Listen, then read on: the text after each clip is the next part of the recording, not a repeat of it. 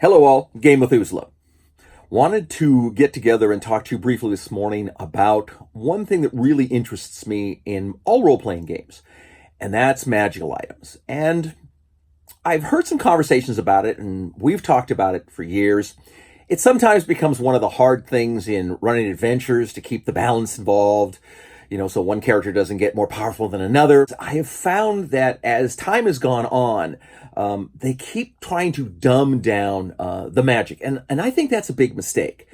I think that most of you would be better served by using the D&D Zero random magic generator out of Greyhawk than what gets done now. Because there's so much feeling in 5th edition that magic got out of control, maybe in 4th and some of the other editions, that we need to get it back under control. And I tend to disagree. I think Matt disagrees. I know my friend Don. We've run very high power magic games. And I think that can be really important in your game. I think the thing with magic is not a matter of how powerful of magic you give out. It's really a matter of keeping the balance involved in two factors. One, making sure that every player gets something. The deal is keep your balance. Make sure that when you have a magical item, you've got something in the future ready for one of the other characters. 4th edition did a pretty good thing with this, I thought. Magic wasn't necessarily overpowered because 4th edition already had all the abilities and the like, which made characters pretty tough. And I heard a lot of complaints that, well, gee, magic seems kind of boring in 4th edition. The magic items really don't make you special. And they always had in some of the earlier editions. In fact, in D&D Zero, I used to say that most player character fighters were just caddies for whatever magical item they had. I mean, fighters didn't really do much. But if they got a really bitchin' magical item, well, then they were something impressive. So the magic was more important then. In 5th edition, they've kept it really simple. They don't expect you to get a really good magical item, and really good, usually like a +1 something sword, till you're like 5th. I mean, I have an 11th level sword bard. He has a +1 silver rapier. That's his main weapon, and he effectively is a melee fighter. A couple other people might have +1, +2 weapons. That seems to be where 5e wants to keep it, and I really, really disagree. Matt got some flack when he did a live stream on one of his games because people say, well, you gave out all this magic. And again, it's not the magic given out. It's how well it balances amongst the players. When I was running my last Albion campaign with everybody, I basically designed a magic item for every character that got generated. Something really cool, very interesting, very powerful that, as the game went on, they would find and get. I don't leave this to chance. I mean, I want the characters to have something that give me the kind of feeling that I got when I first played the game and got my Trident of Submission. It was way cooler than anything I'd seen before. So I wanted to talk to you more about it. There's been a lot of talk on my Twitter feed because Matt had convinced me that what I need to do is re-release the Teeth of the Dragon. These are two of my original pieces of art that I created back in the late 70s. This is one that Don Hawthorne, another one of my Dragon's Teeth, created back in the early 80s, I believe, when he acquired one of the items. I'm going to redo them, and I've been writing them up for 5e, and then I'm going to let Matt edit it, I think if he's got in his copious free time, and then we'll put it out there for the public, and you guys can get a hold of it on my Patreon page and on, one of the DM sites for online that you can get, that I can put it up so you guys can buy it for a couple bucks. But I really suggest, irrespective of that you create your own magical items. Unique items, powerful items. The Teeth of the Dragon were incredibly powerful. They started out nasty, and then every other one you had with you in a group enhanced the abilities of the first one, and suddenly 2 swords were exponentially more powerful. But you don't have to go as crazy, but I suggest you do. I got a lot of this from a lot of things, just Lord of the Rings. They beat the trolls, they suddenly find 2 epic swords and a kind of mediocre dagger that turns out to be, pretty decent in the end. But the thing that's really fun, and what you should do, is make your own cards and give them to people. This is one that Steve Kish did many, many years ago and gave out. This is some that Don has made, and they can be all kinds of different things. Books, the amulets they find, special magic armor, all the abilities can be on the back. And, Don's agreed to do the drawings for me, and I really wanted him to do the art for me because he's the one who introduced it to the game. at least in my group. When he gave out a magic item in the 70s and he handed me a card that had a picture of this item and it was really cool, it really brings the game to life. And that's what you want to do.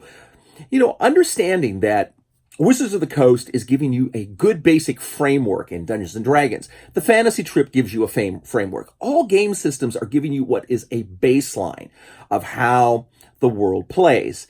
And they can't necessarily go too far. And they don't want to do that. They want to make sure that they don't break the game and that you have an opportunity then to build on that.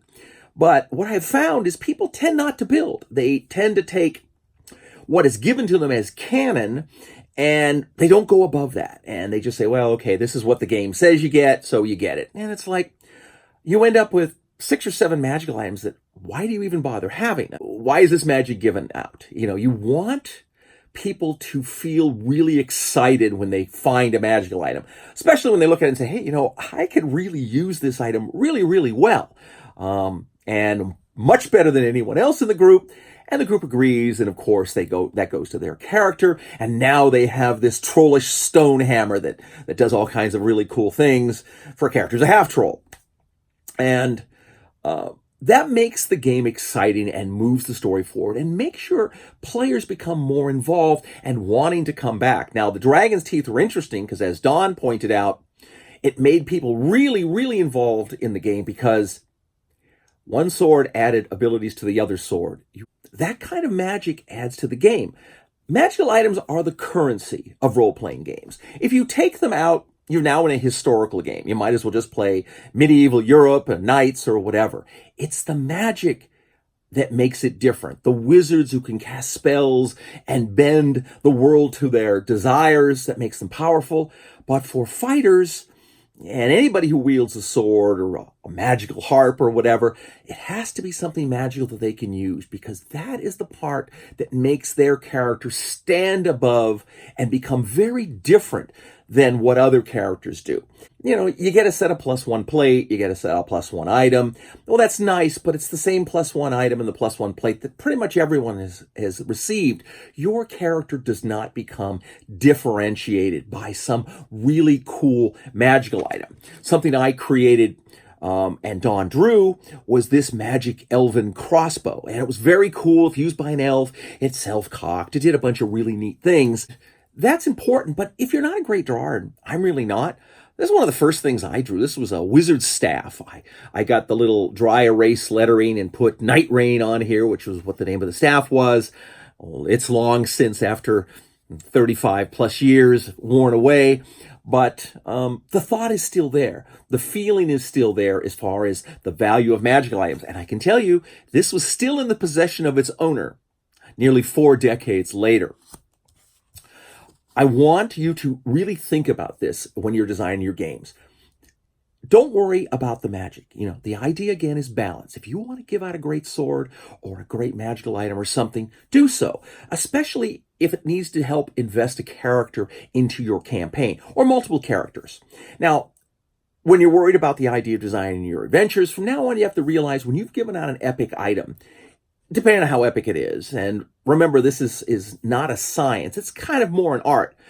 You want to realize that you've now raised the party CR, if to use the D&D term. So when you have multiple magical items up there, you're looking how it modifies their statistics so that a 4th or 5th level fighter might now really be much more effective as like a 6th or 7th level fighter. So judge your encounters accordingly. Magic makes the game. It makes it more exciting, it gets people more involved, and it makes their characters really, truly something special. And I think players like that. Even if you give out sort of kind of basic items, a lens of translation, it's often very cool if it does some interesting things. Change it up a little bit and then draw a card for it. Now, you don't need to give out cards for every piece of junk magic you give out. That's fine. A +1 suit of armor is a +1 suit of armor. It doesn't really need a magic card. But those magic cards, if you draw them up, you're going to excite the players. They don't have to be beautiful. If you really want them to be different and maybe even pretty, there are even companies that make them. Or there's so many artists out there. Just get one online on on Twitter and say, how much to charge me to drop a bunch of little magical items? Might be really inexpensive, and then you can have them. Maybe somebody in your game group who doesn't really contribute a lot to running the games in other ways might want to draw and make magical items. So just ask them to draw some stuff up for you. All these things work.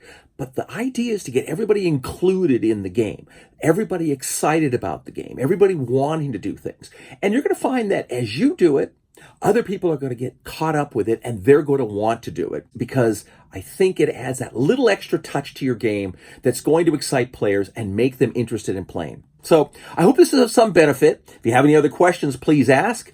Until we get a chance to speak again, remember, fight me, devils, fight, for I hate peace. Game on.